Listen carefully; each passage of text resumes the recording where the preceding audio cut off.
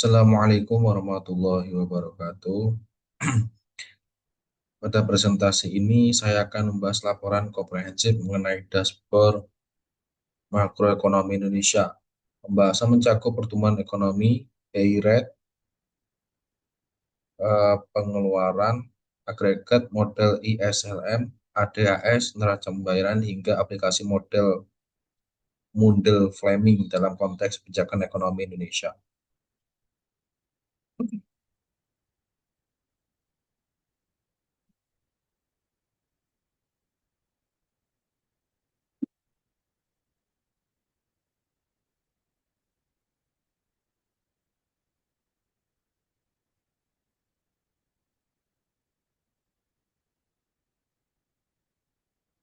Untuk yang slide pertama ini,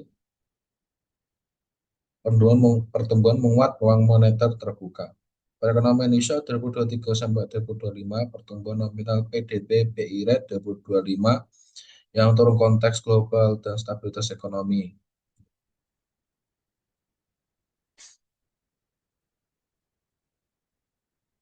Mengapa topik ini penting untuk dibahas? Pertama, data menunjukkan bahwa PDB nominal Indonesia meningkat dari tahun ke tahun. Ini menandakan nilai produksi dalam perekonomian bertambah, namun karena yang digunakan adalah PDB ADHB, maka kenaikan tersebut masih dipengaruhi oleh perubahan harga, bukan hanya output real. Terus yang kedua, BI rate yang turun pada 2025 menunjukkan adanya pelonggaran kebijakan moneter. Ini penting karena suku bunga sangat mempengaruhi investasi, konsumsi berbasis kredit, dan aktivitas ekonomi secara keseluruhan. Selain itu, kondisi eksternal seperti defisit transaksi berjalan, hmm, defisit transaksi finansial, dan tekanan nilai tukar menjadi kebijakan makroekonomi harus dianalisis secara lebih luas, tidak hanya dari sisi kosmetik. Next.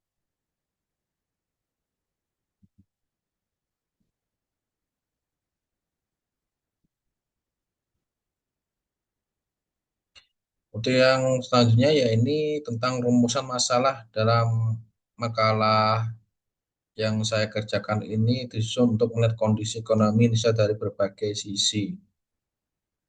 Mulai dari pertumbuhan PDB, kebijakan moneter, pengeluaran, agregat, hingga dampak shock eksternal. Tujuannya tentu agar analisis yang dihasilkan tidak parsial, melainkan terintegrasi. Next.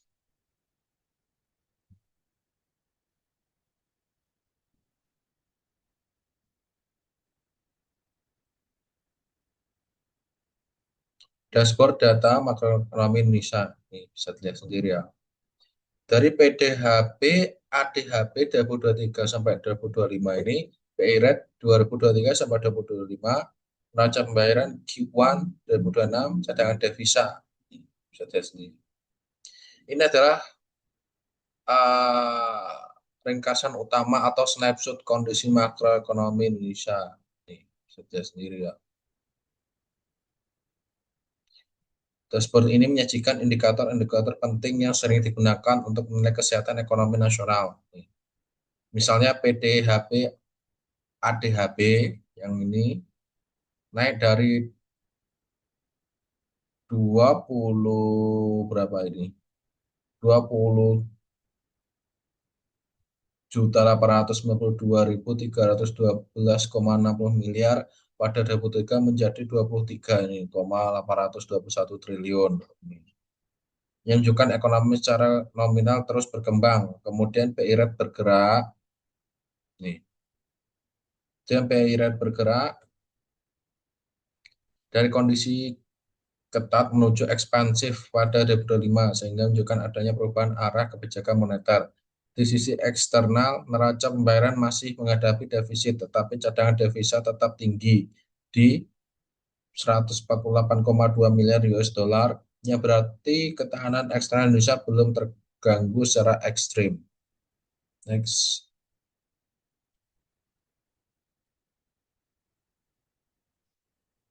Nah, selanjutnya ya ini analisis PDB menurut pengeluaran 2023 sampai 2025.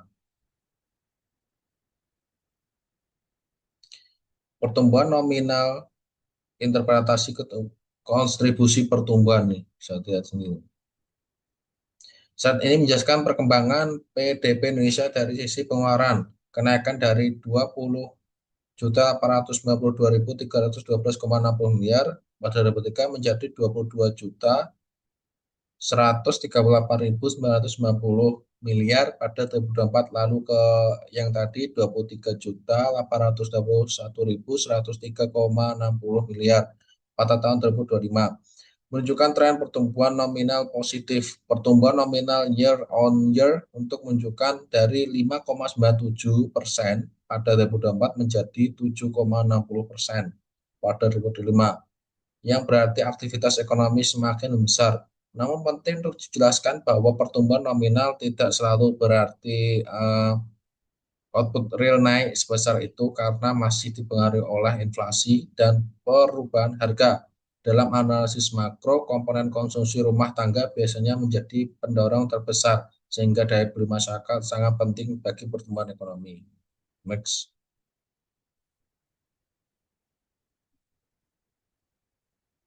Untuk slide selanjutnya, ya ini menandai pivot moneter nih, perkembangan BI rate.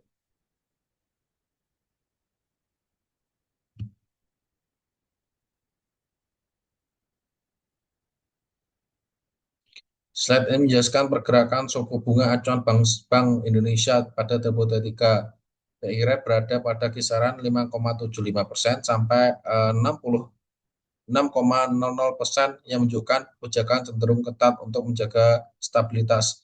Pada 2024, BI rate ini relatif stabil di 6%, menandakan fokus utama pada pengendalian inflasi dan stabilitas nilai tukar. Lalu pada 2025, BI rate turun dari 5,75 sampai 4,75%, yang berarti kebijakan bergeser menjadi lebih ekspansif. Penurunan ini secara teori membuat kredit lebih murah, mendorong konsumsi dan investasi, dan akhirnya memperkuat permintaan agregat. Next.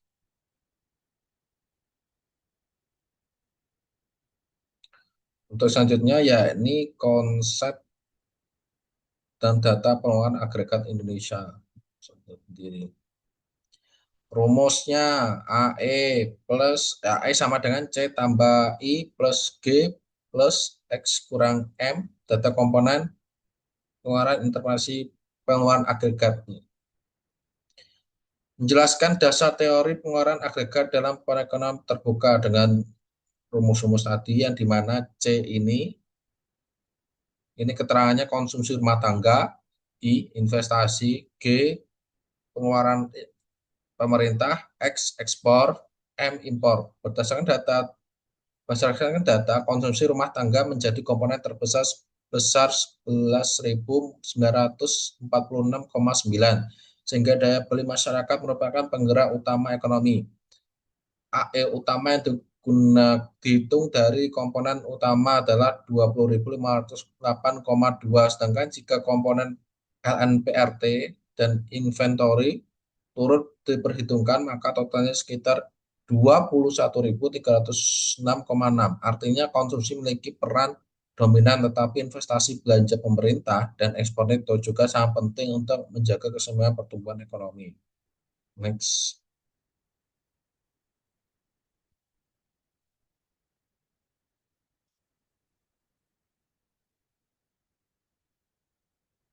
Kendala pertumbuhannya ini,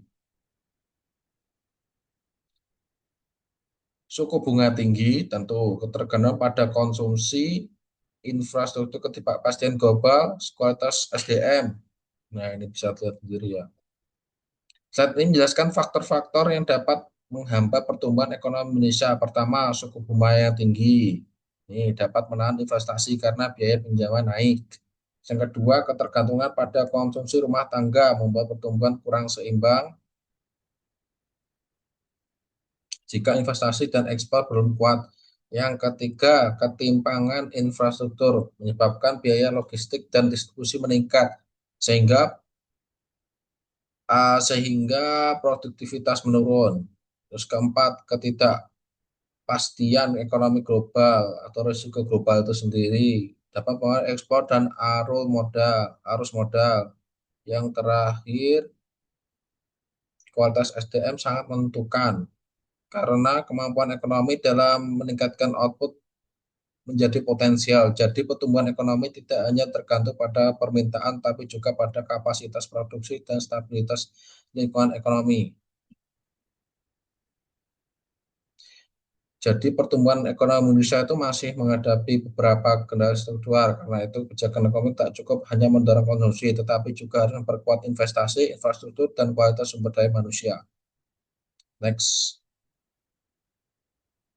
analisis model ISLM, kurva IS sini. Ini kurva IS, kurva ILM. Chart ini menunjukkan hubungan antara pasar barang dan pasar uang. Kurva IS menunjukkan kombinasi pendapatan nasional dan suku bunga yang membuat pasar barang seimbang karena sifatnya negatif. Jika suku bunga turun, investasi naik, lalu pendapatan nasional ikut naik. Kurva LM menunjukkan keseimbangan pasar uang. Saat pendapatan naik, permintaan uang juga naik, sehingga suku bunga cenderung naik bila jumlah uang tetap. Ketika BI rate turun pada 2025, secara teoritis kurva LM bergeser ke kanan atau ke bawah, sehingga suku bunga keseimbangan turun dan output dapat meningkat. Namun efek nyata tetap bergantung pada transmisi perbankan, ekspektasi pelaku ekonomi, dan kondisi eksternal.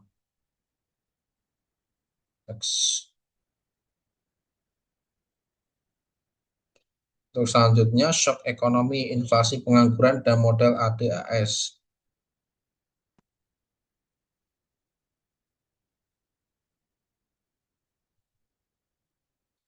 Inflasi dan TPT, mekanisme ADAS. Nih bisa dia sendiri ya.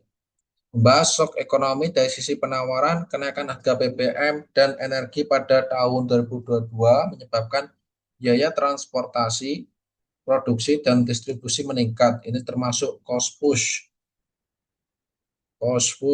inflation, atau adverse supply shocks. Data yang disebutkan menunjukkan inflasi IHK September 2022 sebesar 5,95%, turun menjadi 5,51% pada Desember 2022. Bisa lihat sendiri di sini ya. Sementara inflasi transportasi Desember 2022 mencapai 15,26%.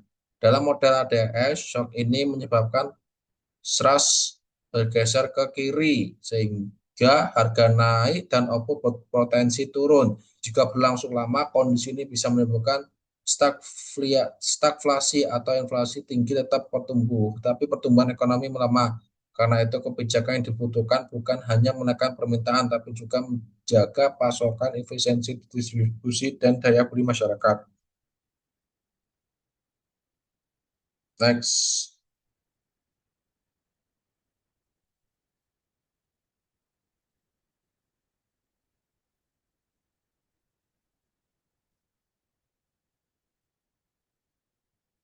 Evaluasi kebijakan moneter 2025, neraca pembayaran dan rupiah.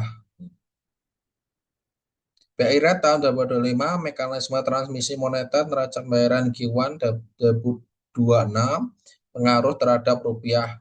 Bisa sendiri ya di sini. Menggabungkan evaluasi kebijakan moneter dengan kondisi eksternal Indonesia pada 2025, BI Rate diturunkan dari 5,75% menjadi 4,75%. Sehingga kebijakan menjadi ekspansif. Secara mekanisme penurunan BI rate membuat suku bunga pasar turun. Kredit menjadi lebih murah, investasi dan konsumsi naik, lalu permintaan agregat dan output ikut terdorong. Kemudian dari sisi eksternalnya,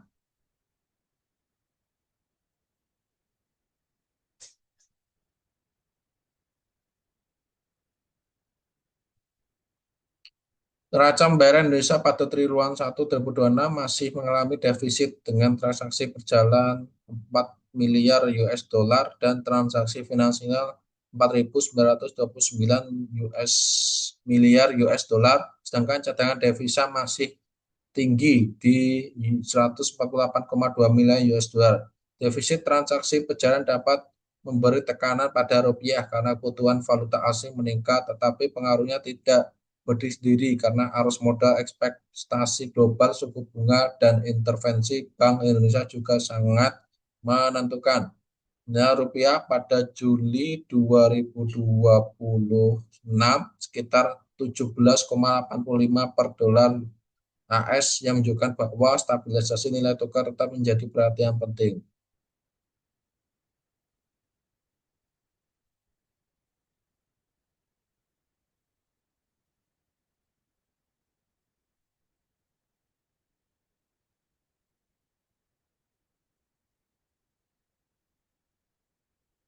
Model Mundell Fleming, rekomendasi kebijakan, kesimpulan, dan daftar pustaka ada di sini semua. Slide terakhir ini membahas kebijakan dalam ekonomi terbuka. Model Mundell Fleming memperluas ISMM ke kondisi perekonomian terbuka, sehingga memperhitungkan nilai tukar dan arus modal dalam sistem nilai tukar mengambang seperti Indonesia. Kebijakan moneter cenderung lebih efektif untuk merespon gejala eksternal karena mempengaruhi suku bunga, arus modal, dan nilai tukar secara cepat. Namun kebijakan fiskal tetap penting untuk melindungi daya beli masyarakat, mendukung infrastruktur, meningkatkan produktivitas, dan memperkuat transformasi struktural. Rekomendasi kebijakan mencakup stabilitas nilai tukar, ketahanan eksternal, pelindungan daya beli, investasi produktif, dan koordinasi fiskal moneter. Oke, dari kesimpulannya bisa disimpulkan ekonomi Indonesia masih tumbuh tetapi menghadapi risiko yang gejolaknya berglobal, tekanan nilai tukar, dan inflasi. Karena itu, bauran kebijakan yang konsisten menjadi kunci. Berdasarkan analisis ini dapat disimpulkan bahwa kebijakan moneter relatif lebih efektif sebagai respon awal terhadap tekanan eksternal dalam sistem kurs mengembang. Namun, kebijakan fiskal tetap dibutuhkan untuk menjaga stabilitas sosial dan memperkuat fondasi pertumbuhan ekonomi. Baik, sekian presentasi mengenai UAS makroekonomi. Sebelumnya mohon maaf karena ini saya lupa belum membuat vlog presentasi khusus yang UAS ini. Saya kira cuman makalah saja Bu, mohon maaf. Saya menyusul uh, untuk pengiriman ini vlog videonya presentasi. Baiklah, saya tutup. Wassalamualaikum warahmatullahi wabarakatuh.